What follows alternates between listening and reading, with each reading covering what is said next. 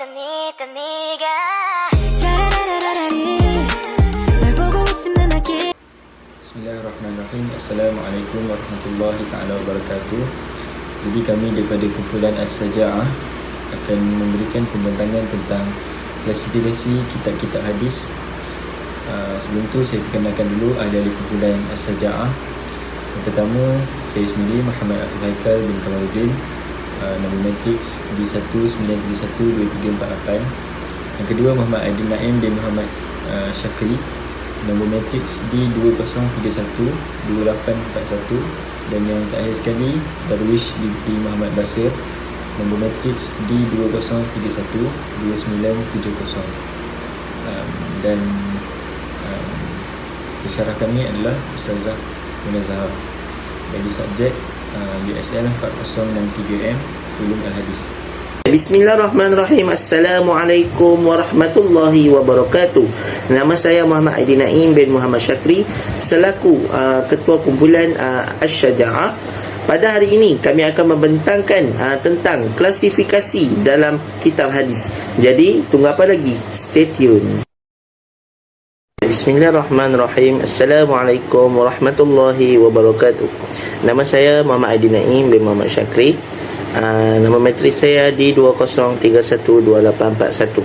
Jadi pada hari ini saya akan terangkan tentang kitab hadis sahih. Baiklah, kitab hadis sahih, definisi dia adalah hadis sahih ialah hadis yang berhubung atau bersambung sanad dari permulaan hingga akhir, dan periwayat-periwayat tersebut bersifat adil ataupun kuat ingatannya, sejahtera dari keganjilan, sejahtera dari kecederaan yang memburukkan. Baiklah, penjelasan definisi dekat sini adalah hadis sahih yang perlu cukup sanadnya dari awal sampai akhir, dan oleh orang-orang yang sempurna hafalannya.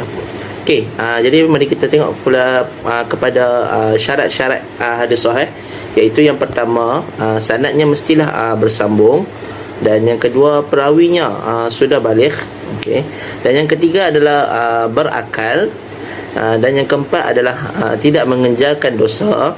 Yang kelima adalah sempurna hafalannya, dan yang terakhir adalah perawi yang ada dalam sanad itu hams, adil, dan hadis yang diriwayatkan tidak bertentang dengan hadis mutawatir dengan ayat Al-Quran.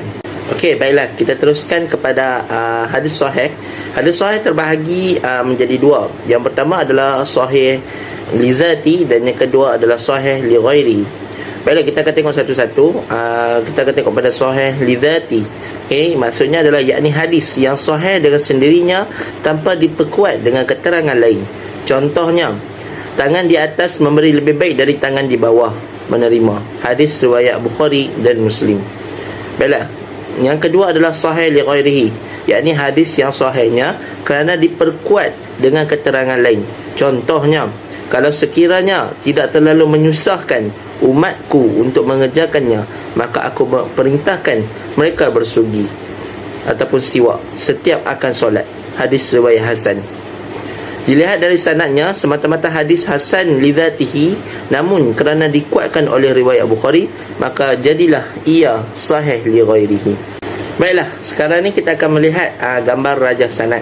Okey, di sini ada beberapa ramai perawi yang telah meriwayatkan hadis tersebut. Okey, jadi kita akan teruskan kepada hukum beramal hadis sahih. Baiklah, apakah hukumnya? Okey, wajib beramal dengan hadis sahih berdasarkan ijma' ulama hadis dan mereka yang sependapat dalam kalangan fuqaha dan ulama usul fiqh. Mereka berpendapat setiap hadis sahih menjadi hujah syarah, tidak kiralah sama ada perawinya seorang ataupun ramai pada setiap tabaqah ataupun lapisan sanadnya. Bismillahirrahmanirrahim. Jadi kita akan terus kepada kitab hadis sunan. Baiklah, kita akan lihat definisi dia dahulu. Okey, definisi dia adalah sunan ataupun sunan sittah, masyhurnya diistilahkan kepada 6 kitab hadis, iaitu yang pertama adalah Sahih Bukhari, Sahih Muslim, Sunan Nasa'i, Sunan Abu Daud, dan Sunan Tirmizi, dan juga Sunan Ibnu Majah. Baiklah, kita akan tengok pada penjelasan definisi pula.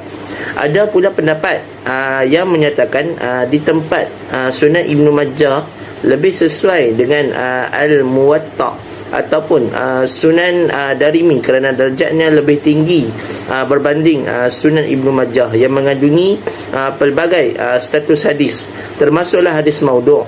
Namun melihat kepada sistem pengajian hadis,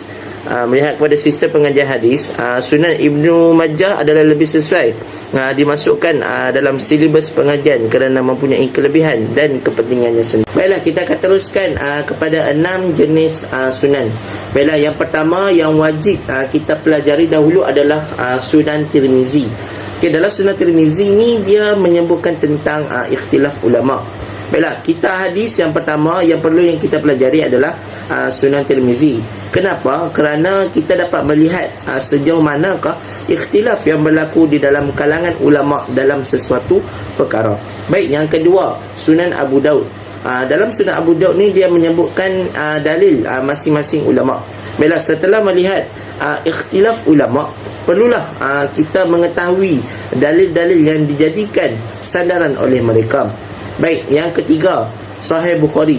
Baik, Sahih Bukhari ini mengajar cara mengistinbatkan sesuatu hukum dan menyatakan hadis yang paling sahih.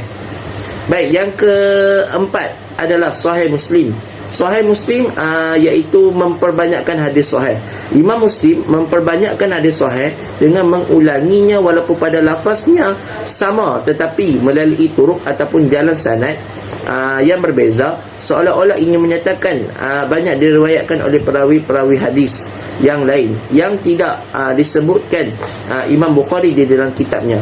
Ini kerana hadis yang dimuatkan oleh Imam Bukhari di bawah tarjamatul bab ataupun dikenali sebagai tajuk bab tidaklah banyak disebabkan syaratnya yang terlalu tinggi.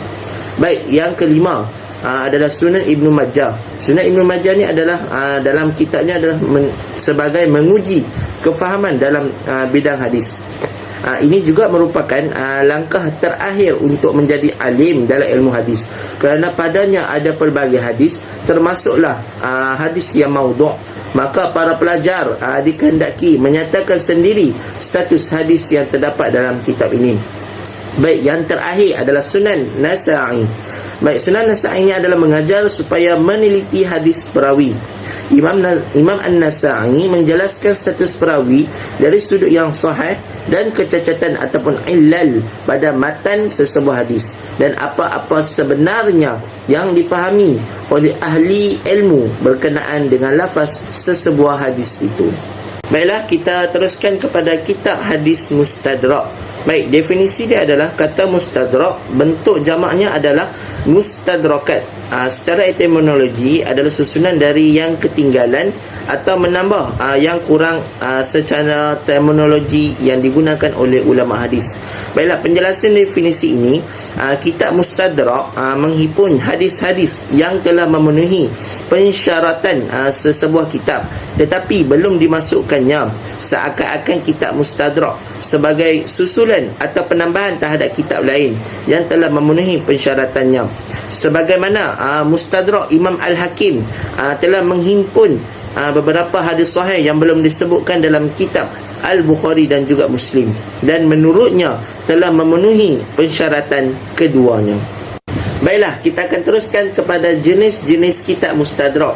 Baik, kitab jenis ini berdasar di dalam 3 hal, iaitu yang pertama, dia menampilkan ragam hadis yang secara sengaja maupun tidak diabaikan oleh para penulis kitab sebelumnya.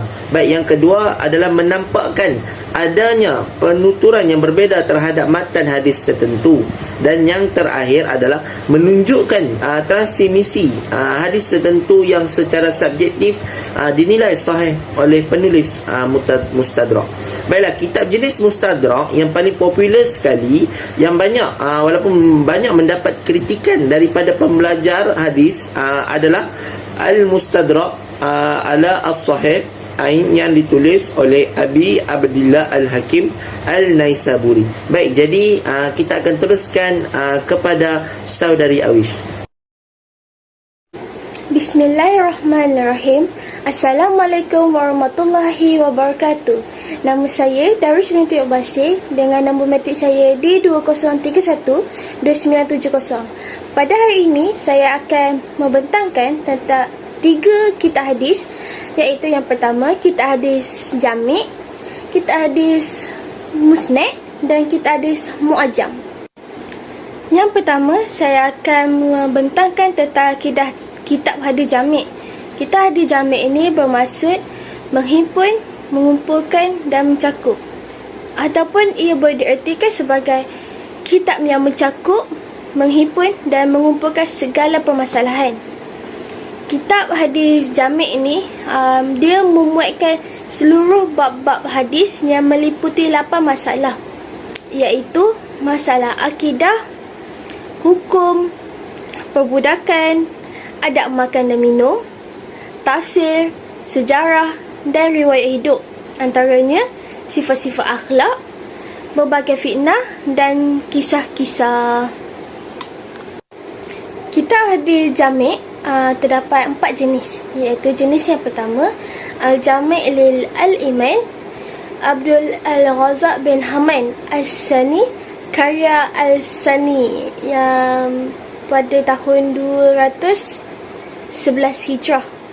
Yang kedua ialah Al-Jami' As-Sahih li Al-Bukhari, karya Imam Al-Bukhari pada 260 Hijrah. Dan yang ketiga, Al-Jami' As-Sahih lil Muslim, karya Imam Muslim pada 261 Hijrah. Dan Al-Jami' Al-Tirmizi, karya Al-Tirmizi pada 279 Hijrah. Yang seterusnya ialah hukum beramal dengan kitab hadis Al-Jami'. Semua hadis yang terdapat dalam kitab ini boleh diamalkan. Oleh kerana itu, sebagai besar ahli ilmu hadis menggunakan kitab hadis jami' ini sebagai pegangan, kecuali 2 buah hadis, iaitu hadis pertama ialah sesungguhnya Rasulullah SAW menjamak solatnya zuhur dengan asar dan maghrib dengan isyak tanpa adanya sebab takut dan dalam perjalanan. Dan hadis yang kedua ialah jika ia peminum khamar minum lagi pada yang keempat kalinya, maka bunuhlah dia. 2 hadis ni tak boleh pakai, tak boleh amalkan. Dan yang kedua ialah kitab hadis musnad. Dan musnad bererti sesuatu yang disandarkan pada sumbernya. Kitab musnad merupakan kumpulan hadis yang semuanya tersusun dengan sebuah sandaran tertentu. Sedangkan menurut terminologinya, kitab musnad adalah sebuah kitab hadis yang disusun berdasarkan nama perawi pertama. Antara contoh-contoh kitab musnad ni pula ialah dia ada banyak, dan 5 ini yang utama, iaitu Musnad Imam Ahmad bin Hanbal pada 241 Hijrah. Yang kedua, Musnad Abu Bakar Abdullah bin Az-Zubairi Al-Humaidi pada 219 Hijrah. Dan yang ketiga ialah Musnad Abu Dawud Sulaiman bin Dawud Al-Tayalisi pada 204 Hijrah. Dan yang keempat ialah Musnad Asad bin Musa Al-Umawi, iaitu pada 212 Hijrah. Dan yang kelima, Musnad Musaddad bin Musarrad Al-As'adi Al-Basri pada tahun 228 Hijrah. Dan banyak lagi kitab-kitab musnad ni. Kitab terakhir yang akan saya kupaskan pada hari ini ialah kitab hadis mu'jam, yang itu bermaksud sesuatu yang tidak jelas atau sesuatu yang terkunci. Ia seperti kamus yang berfungsi menjelaskan erti kalimat yang tidak jelas. Kitab mu'jam ni dalam terminologi pengajian hadis adalah buku yang menyebutkan hadis-hadis yang disandarkan pada nama sahabat atau nama syekhnya, atau didasari pada nama negeri gurunya, pada umumnya secara abjad atau hijaiyah, iaitu sesuatu dengan urutan huruf hijaiyah. Dan seterusnya tentang kitab mu'jam ialah jenis-jenis kitab mu'jam.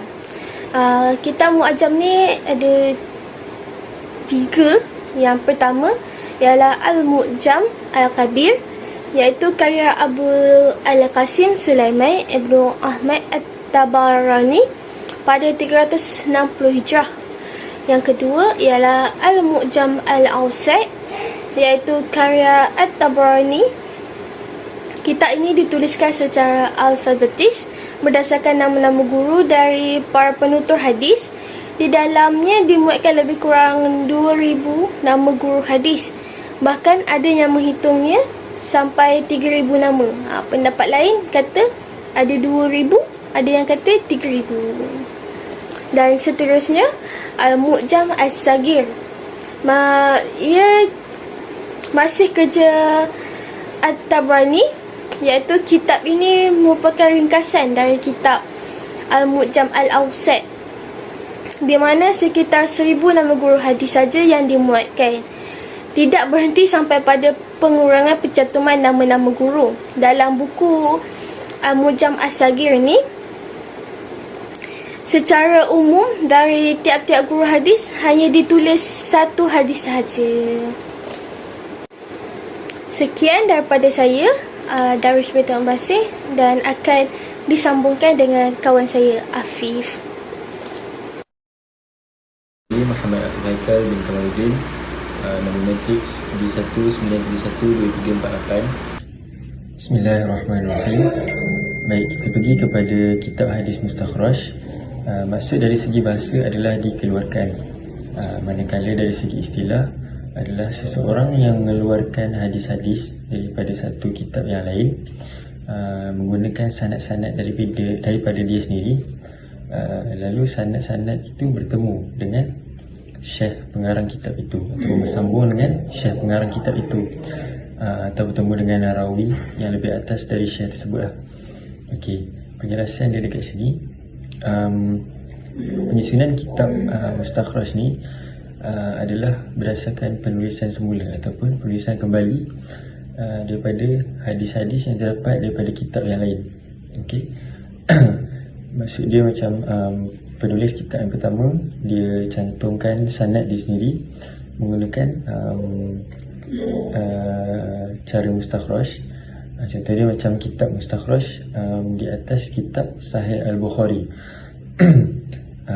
Maksud dia kat sini, penulis tu dia ambil hadis-hadis daripada kitab Sahih Al-Bukhari, dia salin balik, tapi dia gunakan sanad dia sendiri. Dia tak ambil daripada sanad kitab Sahih Al-Bukhari yang tersebut.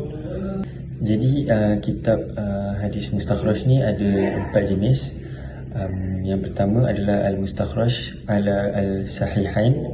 Ada 3 karya Abu Nu'aim Al-Asbahani, karya Ibnu Al-Akram, dan karya Abu Bakar Al-Balqani.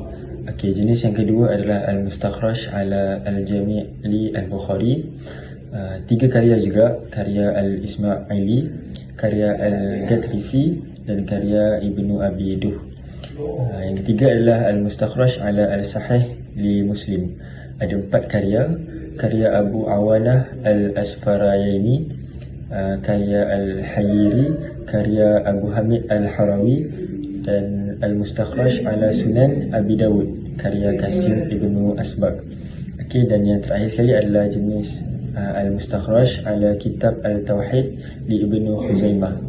Hasil karya daripada Abu Nu'aim Al-Asbahani. Baik, seterusnya kita pergi kepada kitab jenis atraf. Maksud dari segi bahasa adalah tepi-tepi ataupun hujung-hujung. Atraf ni adalah perkataan yang diambil daripada perkataan jamak, iaitu traf, yakni bahagian dari sesuatu. Maksud dia macam mana? Maksud dia kitab atraf ni dia sebut sebahagian je daripada hadis. Tak kisahlah sama ada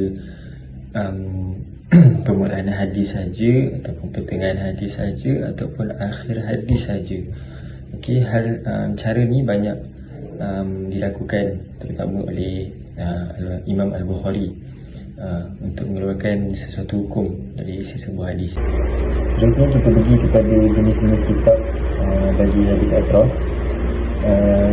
Ibnu Hajar Al-Asqalani pula ada mengarang kitab yang berjudul Itaf Al-Mahara bi Atraf Al-Ashar, yang mana mengumpulkan 10 buah kitab hadis di dalamnya beserta dengan sanadnya, iaitu Al-Muwatta, Musnad Ahmad, Musnad Asy-Syafi'i, Sahih Ibn Khuzaimah, Mustadrak Al-Hakim, Sunan Al-Darqutni, Jami' Al-Darimi, Muntaqa Ibn Al-Jarud, Sahih Ibn Hibban dan Mustakhraj Abi Awana. Jadi ini adalah antara 10 buah kitab yang dikumpulkan beserta dengan sanadnya. Yang terakhir adalah kitab hadis Ajza. Ajza ni maksud dia bahagian-bahagian. Ajza ni adalah perkataan jamak daripada perkataan juz. Baik, kitab hadis Ajza ni dia mengumpulkan hadis-hadis berhubung dengan sesuatu perkara ataupun tajuk. Contohnya macam kitab Raf Al-Yada'ain daripada Al-Bukhari. Dalam kitab ni dia mengemukakan hadis tentang mengangkat tangan. Tapi dia tak bagi tahu kedudukan hadis tersebut, sama ada mansukh ataupun syaz ataupun mujmal dan sebagainya. Macam tu. Contoh-contoh lain dia ada banyak. Contoh dia macam Juz Al-Niyah oleh Ibnu Abi Al-Dunya, dan macam-macam lagi lah. Seterusnya kita pergi kepada jenis ataupun contoh kitab bagi kitab hadis Ajza.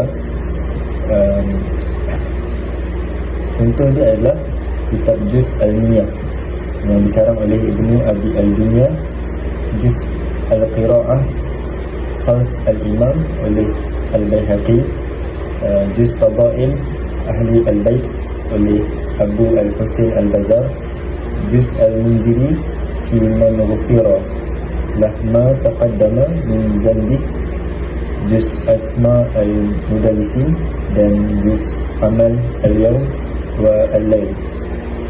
So ini antara contoh-contoh kitab bagi kitab hadis Ajza.